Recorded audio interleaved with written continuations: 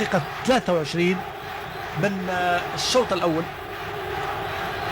بن شيخ قام بدور كبير في وسط الميدان، كل الهجومات تنطلق منه.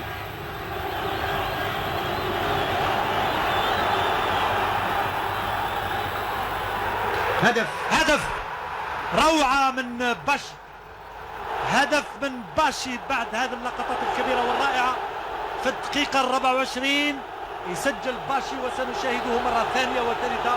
شوف العمل الفردي الكبير وباليسرى، يا سلام روعة. الميدان مساعدة بن شيخ وباشي. ماشي بن شيخ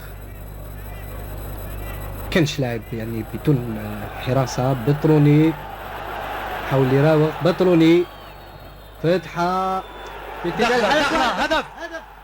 هدف ثاني. يا سلام بطروني مرة أخرى روعة والله. ذكرنا في هدف فعلا والله، ذكرني لما كانت الكرة عنده هنا على الجهة اليمنى. تفكرت الهدف اللي كان سجله خلال مقابلة الجزائر وفرنسا في ألعاب المتوسط، وخطرت البالي باللي لازم يكون هدف، وفعلا كان، وأثمرت النتيجة. المجهود الجبار لبطروني إثر المراوغة ودخلت أخذت طريقها نحو الشباك. هدف نظيف رائع وجميل.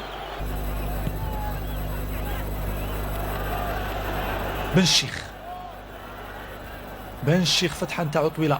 شريف سليمان، ضربات ما زالت قوية من طرف اللاعب شريف سليمان، ولياقة معتبرة يتمتع بها اللاعبين تاع حافية كوناكري.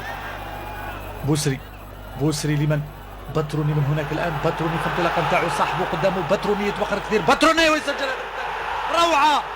هذه الذكرى تعود نتاع ألعاب المتوسط بكل براعة. يا سلام، فعلا عادت الذكرى وعادت نفس الصورة اللي عاشها الملعب الأولمبي الكبير. بطروني يفوز مرة أخرى.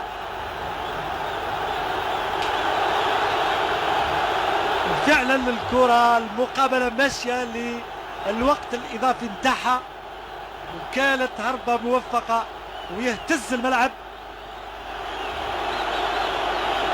وتعود الذكرى الجميلة الطيبة لهذا الجمهور الرائع اللي كان وفي. ما فيش عفوا بدات ما فيش وقت إضافي ظهر، وأن فيه ضربات الجزاء، وهذا أول واحد سيبن يوسف ياخذ لنا الاسم نتاعو خاب في تصويب ضربة الجزاء، وين أيت مهوب وفق في رد هذه الكرة. إذا ما فيش وقت إضافي، وكنا غلطين حقيقة بعد ما كان مفروض باش تكون هذا. كنا غلطين جاهلين، ما اطلعناش على القانون كما ينبغي تاع المنافسات هذه. وهذا الآن يأتي دور من؟ يأتي دور زنير كما أعتقد. إذا التصويبة الأولى خاب فيها اللاعب الغيني، ويأتي دور زنير الآن أمام عبد الله سيلا. إذا ما فيش وقت إضافي، فيه ضربات الجزاء كما راكم تشاهدوا. زنير يسجل هدف، أول هدف بكل رزانة وبكل دقة وبكل حكمة. كنا غلطين، ظنينا وقت إضافي، ولكن ضربات الجزاء. هذه الآن الضربة الثانية للاعب هذا رقم 4 ديارة، جبريل ديارة.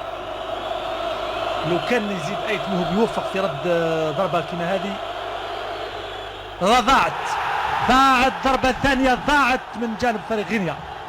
أيت مهوب يوفق كذلك، وتصبح مولودية الجزائر هي المتفوقة، خصوص إذا كان وفق الآن بن الشيخ في التصويبة الثانية تاعو. شوفوا الكرة كيفاش تعدات جانبية.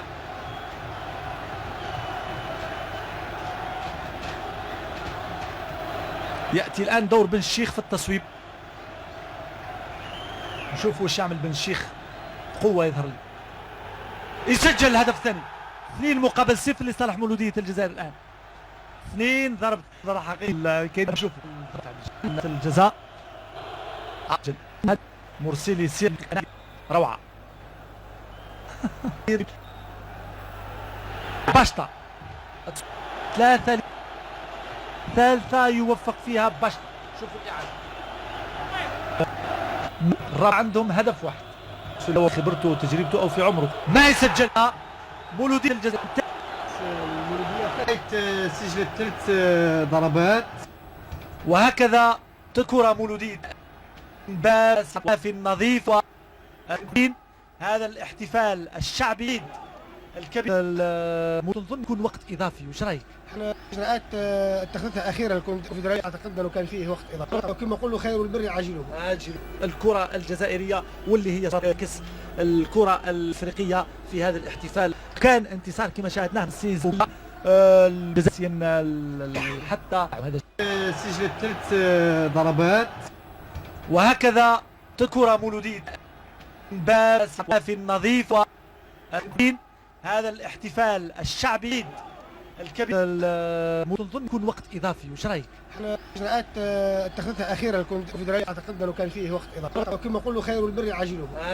الكرة الجزائرية واللي هي كاس الكرة الافريقيه في هذا الاحتفال كان انتصار كما شاهدناه من السيزون الجزائريين حتى هذا سجلت 3 ضربات، وهكذا كرة مولودية باس في النظيف هذا الاحتفال الشعبي الكبير نظن يكون وقت اضافي، وش رايك؟